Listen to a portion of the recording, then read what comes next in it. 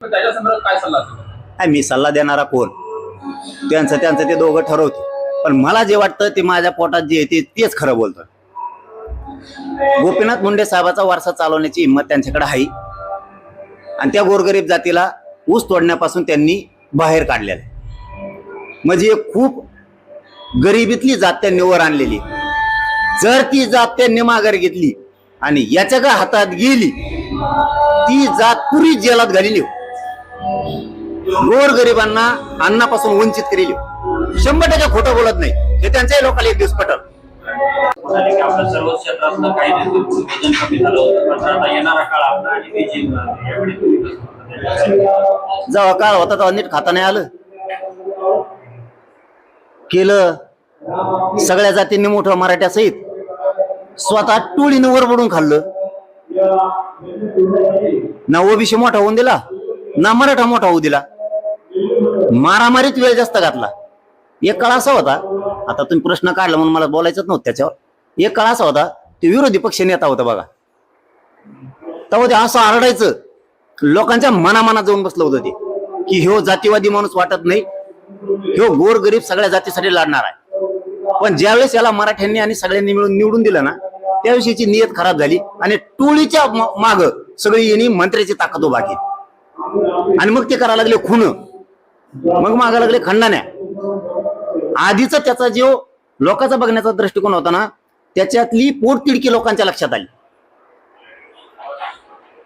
आता उपरती येऊन काय उपयोग आहे का? सगळी लाज गेल्यावर आता जर तू म्हणत असेल मला याचा कटाळा आला, मला पश्चातापाच आला, मला अमकच झालं, आता मग वजनच कमी झालं, मग अमकच झालं, तो या हाताने तो वाटोळ करून घेतलंय सगळं. आणखीन तरी तुला सांगतो तू शहाणा होय, तू मराठीच्या नादी लागू नको. आणखीन मी तुझ्या हातून वेळ गेलेली. तू जितका मराठीच्या नादी लागशील तितका तू राजकारणातून संपणार आहे कायमचा. एकही पक्ष तुला जवळ नाही करणार, एक पण, ना भाजप ना अजितदादा ना शिंदे साहेब, कोणीही तुला जवळ करणार नाही. तो पुढे एकच पर्याय, इथून पुढे मराठ्यांच्या काड्या करायच्या बंद करायच्या, गुंडाच्या मागे उभारायचं बंद करून टाकायचं. ते म्हणाले येणारा काळ आपला आहे, यावरून आता पुन्हा मंत्रिपद मिळण्याची चर्चा सुरू आहे. मध्ये जायचा काळ आहे आता. आता नुसतं काळ येत असलं तुला सांगितलं ना, तुला पूर्ण बदलावं लागणार आहे.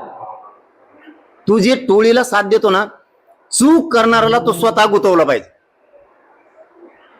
खंडणी मागणारा खून करणाऱ्याला तो सगळ्यांना तो स्वतः गुतवला पाहिजे, तो पाठराखण नाही केली पाहिजे. तू मराठ्यांनी मोठं केलंय तुला, तो काळ तू आठवून बघ. तुला ज्यावेळेस कोणीच साथ देत नव्हतं त्यावेळेस मराठ्यांनी साथ दिली तुला. आज तू काय काड्या करतो माझ्यासारख्यावर, काही मराठ्याच्या तो प्रवक्त्याच्या हाताने धरतो आता खाली. तो प्रवक्ते ते चिल्लर चालर अर्धा भेटलंय सारल्याला, अर्धे ढोंगाची वर त्याची इन आलेली, ते प्रवक्ते त्यांच्या माध्यमातून तू माझ्या विरोधात लोकांना बोलायला लावणार, मला त्रास द्यायला लावणार. ते काम बंद कर ना, ते काम बंद कर. तू कोणचा नेता होता, केवढा होता, पुढं सुपाऱ्या देणे हे धंदे नाही तोय. तू सामाजिक न्यायाच्या मंत्रालयात काम केलेला माणूस आहेस. तुला सामाजिक न्याय या शब्दाचा तरी अर्थ कळायला पाहिजे होता. आपण सामाजिक न्याय करतोय की ज्यांच्या माध्यमातून आपण मोठे झालो त्यांचेच मुर्दे पाडायला लागलो. दुसरीकडे मंत्री पंकजा मुंडे असं म्हणाले की आता कधी कधी वाटतं राजकारणातून रिटायर होईल. मग तर हे सगळ्या दुनियेत धुमाकूळ घाली, वारसाच मोडा. मग त्यांनी आधी दिलेला त्रास ध्यानात ठेवा. मी हमेशा मीडियात सांगतो ते कमीत कमी फक्त अहंकारी, याच्यासारखी खालच्या दर्जाची नाही. सगळा समाज मोडून टाकीन त्यांचा. त्याने जर कटळा आला म्हणून जर बाजूला गेलं ना सगळा समाज मोडून टाकी. सगळ्या टोळ्या होत्या, अख्ख्या टोळ्या, नुसत्या मारामारी. आणि इथून पुढे मारामारी मराठ्या संघ करायची नाही हे ध्यानात ठेवी. इथं पाठ्य मी आहे, तुला सुद्धा मध्ये घालीन, सोडणार नाही. आता 2दा-3दा वाचलंय तुला. तू मस्साजोगच्या प्रकरणात वाचलेला आहे, आमच्याच लोकांनी वाचवलेला आहे तुला. तू 100% त्याच्यात आहे, तू ते विसरू नको. आणि माझ्या सुद्धा घातपाताच्या तुझे नागपूरला बसला ना अजितदादाला घेऊन, फडणवीस साहेबाला, त्या रश्मिताई शुक्लाला, त्या दिवशी तुला वाचलेला आहे, ध्यानात ठेवतो. तू त्या माझ्या घातपाताच्या प्रकरणात सुद्धा आहे आणि फडणवीस साहेबाजवळ पुरा डाटा येतो, कधीही बाहेर तो निघू शकतो, कधीही पण. तू त्याची काळजी करू नको. मी हे लय जबाबदारीने बोलतोय, कारण शेवटी फोनवर तो बोललेला आहे. त्या दिवशी रात्री 11-12 वाजता त्या आरोपीशी तो बोललाय. त्यामुळे शिडी आरतोय हाई.